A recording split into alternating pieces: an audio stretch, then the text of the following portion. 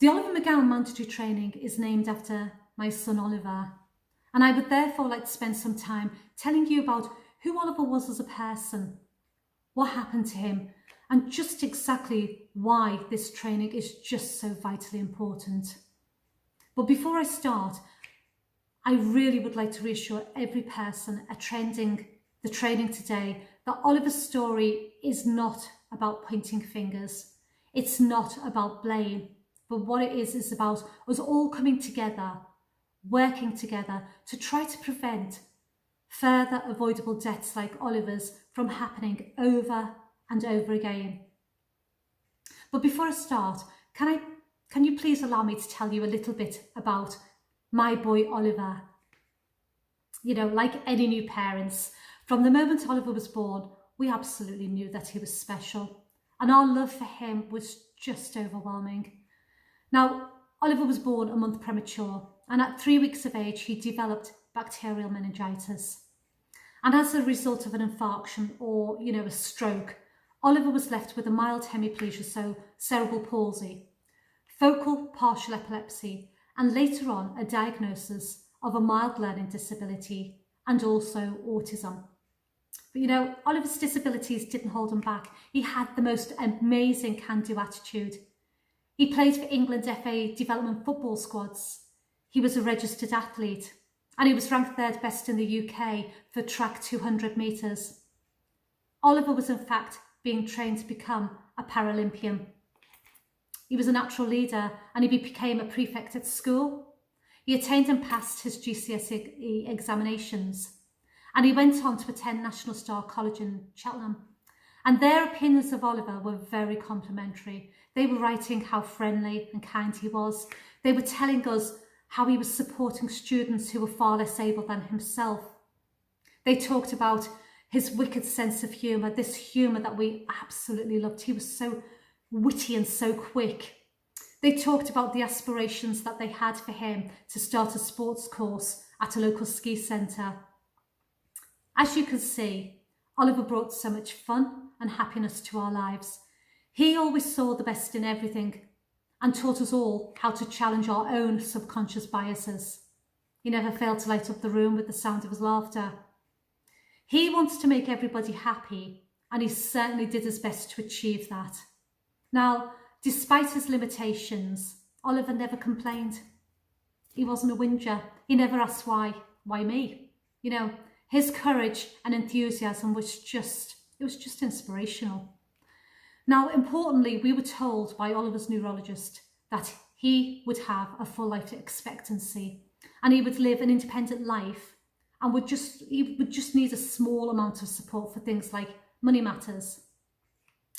In October 15, Oliver was admitted to a children's hospital having simple partial seizures, so something he'd had all his life as a result of that meningitis.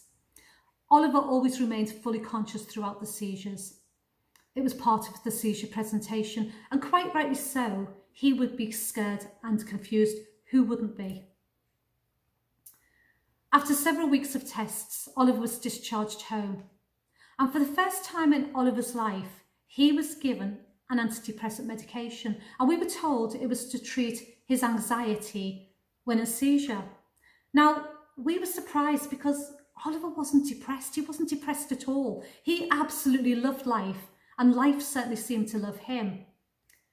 Nobody ever thought it was important to explain the side effects of this medication, first to Oliver, but also to ourselves. And once this medication was increased to a therapeutic dose, it caused a change to Oliver's mood and increased his seizures greatly. No side effects of that very medication. And as a result of these seizures, Oliver was admitted back into the same hospital in December 15. But this time, Oliver was given antipsychotic medications. But Oliver didn't have a mental illness. He didn't have a mental health illness, nor did he have psychosis. We couldn't understand why he was being prescribed antipsychotic medications. And we wondered, were the doctors misunderstanding Oliver's normal autistic behaviours? And we tried to explain to them about this, but they didn't want to consider Oliver's views or ours either. And the effect of the antipsychotic medication on Oliver was absolutely catastrophic. Oliver's seizure threshold and agitation deteriorated, and we absolutely didn't recognise our once vibrant son. We were absolutely terrified at the sudden changes in Oliver, as was Oliver himself. Now, after numerous complaints, doctors at long last agreed to remove the antipsychotic medications, and within days, and I mean days, Oliver's mood and seizure activity returned to normal, so much so that Oliver was discharged back home and into our care. A child and adolescent mental health psychiatrist from the CAMS unit wrote that Oliver was sensitive to antipsychotic medications. In April 15, Oliver was readmitted back into the same hospital, again having the same simple partial seizures. And again, he presented in exactly the same way. He was scared and he was confused. Unbelievably, previous lessons had not been learned, and Oliver was again given antipsychotic medications, but this time one or more of which caused an ocular gyrate crisis, which is a serious dystonic side effect that caused Oliver's eyes to roll backwards and his face became frozen. Oliver was left like this for 6 long, painful hours, as I heard the neurologist in the doorway talking to other clinicians saying she believed Oliver was making it up, that it was behavioural. When she realised after 6 long, painful hours that Oliver wasn't making it up, she administered procyclidine, which took 15 to 20 seconds to work. Those 6 long, painful hours could have been avoided for Oliver. Oliver did not present with challenging behaviour, and he would never have displayed behaviours such as this. He was absolutely terrified. He was traumatised, as were we. As a result of the antipsychotic medications, Oliver's mood changed significantly. He was now hallucinating. He was having up to 30 seizures a day, something we'd never seen happen before. He now had problems urinating. He had extreme high blood pressure readings. He was sweating, all of which we believed to be linked to this medication. We strongly believed that the drugs were the cause of decline in Oliver's mood difficulties. It was obvious that these particular doctors and nurses, and I say just these because I know not everybody's the same, far from it, but these particular doctors and nurses had little to no understanding of learning disability, autism, or how autistic behaviours could present in a person with ongoing seizures. Now, at my request, Oliver was transferred to an adult specialist neurology hospital who I thought would have understood Oliver's epilepsy better. And Oliver was provided with a letter stating his previous reactions to those antipsychotic medications. Now, as part of Oliver's seizure presentation, he needed to walk around. But this was not deemed acceptable by the nursing staff. And as a result, every time Oliver tried to stand up to walk around, the use of physical restraint was increased, with up to 8 members of staff being involved. Oliver was suddenly not allowed any privacy with his personal care, so every time he went to the toilet, he had 3 female staff members stood over him. Can you imagine how that would feel for any one of you? Oliver was incredibly proud. He was very aware of himself. He was suddenly kept in a darkened room and had 3 members of staff sat around his bed. Back in the children's hospital just days previously, Oliver was taking a shower by himself. He was going to the toilet by himself. We were able to take Oliver into the gardens. We were taking him to the local ice cream parlour. But all of these things were removed from Oliver. And Oliver was very, very frightened. And for the first time in his life, he told me just how scared the staff was making him feel. Oliver was again given different antipsychotic medications, and as a consequence of this, he was detained against his will and transferred to a mental health hospital. Again, nobody thought to explain to Oliver, what to expect. We were absolutely terrified. But the different approach from the skilled staff allowed Oliver to improve almost instantly, and this was simply because They were making reasonable adjustments for Oliver. They were using a hands-off approach.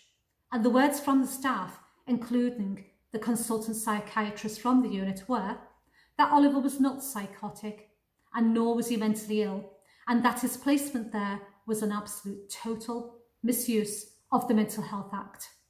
They immediately reduced all of the antipsychotic medications, and Oliver was discharged after just a few days into the care of a specialist learning disability team, and again with a letter saying that he was sensitive to antipsychotic medications, and this time benzodiazepines.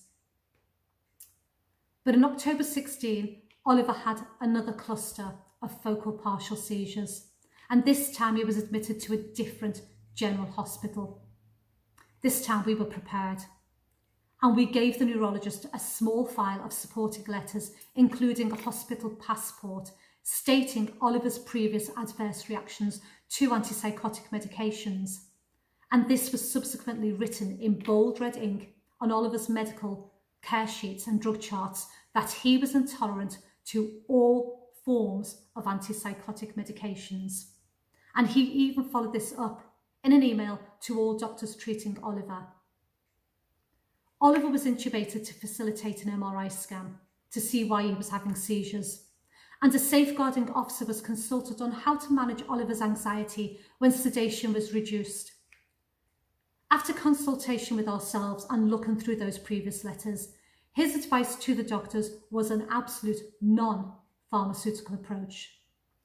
And we were told that we absolutely should be present when sedation was reduced so that we'd be able to reassure and comfort Oliver. This advice wasn't listened to, and sedation was reduced while we weren't there. Can you imagine how Oliver would have felt waking up to find tubes down his throat, crowds of people stood over him that he didn't know? That was also the last opportunity I had to look my son in the eye and tell him just how much I loved him, and that he was there because of his seizures, and that he was safe, and that everything was going to be okay. But it wasn't okay, was it? Now, we were consulted by a neuropsychiatrist, and she asked us about giving Oliver an antipsychotic medication, and we made it absolutely clear to her about Oliver's previous reactions to this type of medication. And we showed her the letters from previous consultant doctors, and we told her that she did not have our, and more importantly, Oliver's permission to administer any antipsychotic medications. Oliver had made an advanced verbal decision stating to ambulance staff and doctors in A&E that he was not to be given antipsychotic medications, and he gave good reasons, saying, "They mess with my brain and they make my eyes roll up." Oliver clearly had capacity to be able to refer back to the dystonic reaction he'd had just a few months previously. Now, despite this, and without our knowledge, Oliver was given antipsychotic medication that evening. Over the next few days, Oliver developed a temperature of 43 degrees. The doctors couldn't understand the decline in Oliver's condition, and they sent him for a scan of his liver and his lungs. Oliver was now having tonic-clonic seizures despite heavy sedation and paralysis drugs. We were terrified, because Oliver didn't have these type of seizures. And it was at this point that we begged the doctors to please do a scan of his brain. And we explained to them that, he couldn't afford any further damage to his brain. And we were told not to be concerned. They weren't concerned, and neither should we. But 2 days later, doctors told us they were sending Oliver for an emergency MRI scan of his brain, as one of his pupils was very slow to react. When Oliver returned, we instantly saw the worried expression on the ICU consultant's face, and we were taken to the side room that nobody ever wants to enter. And we were told that Oliver's brain was so badly swollen, it was bulging out the base of his skull. The neurosurgeons and the emergency doctors told us Oliver had neuroleptic malignant syndrome, a serious side effect of those very antipsychotic medications that Oliver had asked not to be given. We were told that Oliver's brain was now so badly damaged that he would be profoundly disabled. There'd be no more speech. There was no more understanding of language. He'd have no way of communicating. Oliver would now be reliant on a tracheotomy, and he'd be tube fed for the rest of his life. My boy, my Oliver, was now paralysed. There was no more representing his country in athletics or football. That beautiful smile, that sense of humour, and those wise words of wisdom, they were gone forever. My boy was silenced. A week later, the decision was made to turn Oliver's life support machines off, and Oliver passed away several days later on Armistice Day, the 11th of November 2016, which for us is poignant, given Oliver was a military child and had lived his life as part of the Royal Air Force family. It was obvious during Oliver's inquest that the medics had no understanding of Oliver's additional needs and how to make even the most basic of reasonable adjustments. And as a consequence, I launched a parliamentary petition asking for all doctors and nurses to receive mandatory training in learning disability and autism awareness. It was wrong to expect our clinicians to suddenly know how to do these things if they've not had the training. It's wrong to be putting our clinicians into situations that they're not ready or prepared for. I ferociously argue that autism must also be included. And on the 22nd of October 2018, my petition was debated and gained cross-party support. As a direct consequence, government announced that the NHS and social care staff would all receive the Oliver McGowan mandatory training in learning disability and autism.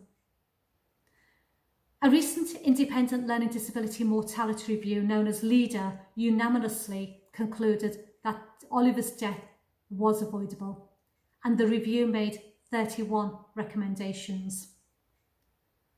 Oliver was given excessive drugs due to medical staff not understanding learning disability and autism impacted by seizure activity.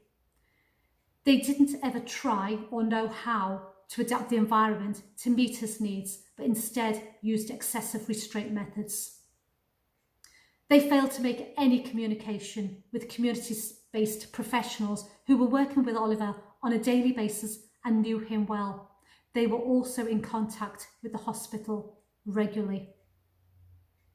Oliver died because clinicians didn't understand learning disability, autism, and how this affects a person. They didn't understand how to make reasonable adjustments for Oliver. They did not read his hospital passport, which would have told them exactly how to do this. Clinicians did not follow the laws, the Human Rights Act, the Autism Act, and the Mental Capacity Act. They were misunderstanding Oliver's autism, which resulted in diagnostic overshadowing. They were not familiar with STOMP, which stands for Stopping the Overmedication of People with a Learning Disability. They weren't familiar with Ask, Listen, Do. These are all core ingredients that, if applied, would have meant that Oliver would still be here with us today. And these must be at the heart of the Oliver McGowan mandatory training. Please, everybody, go forward. Please remember my boy Oliver. That's important to me. Oliver's voice was silenced in life. Please do not allow his voice to be silenced in death. Thank you, everybody.